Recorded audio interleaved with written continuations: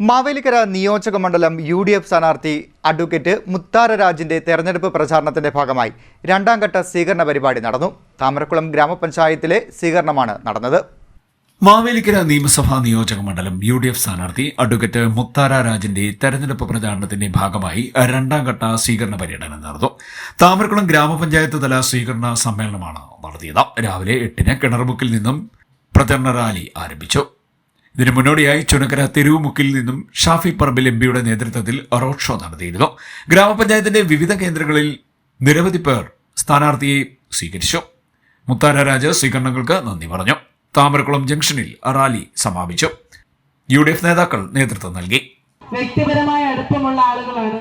കുഞ്ഞു മക്കളൊക്കെ ഓടി വന്ന് ഇവിടെ എനിക്കൊന്നും ഏറ്റവും കൂടുതൽ കുഞ്ഞുങ്ങളുള്ളത് വന്ന് മാലയിട്ടത് ഇവിടെ നിന്നാണ്. അപ്പൊ എല്ലാവരുടെയും ഈ സ്നേഹത്തിന് ഒരുപാട് നന്ദിയുണ്ട്. ഹൃദയത്തിൽ നിന്നുള്ള നന്ദി എല്ലാവരോടും രേഖപ്പെടുത്തുകയാണ്.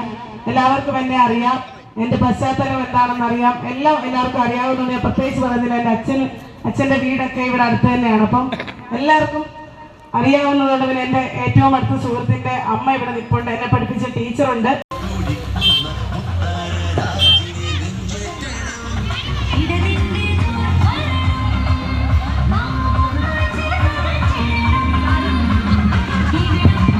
ഹലോ, നമ്മൾ ഏറെ ആവേശത്തോട് കാത്തിരുന്ന CD ന്യൂസ് മാവേലിക്കര.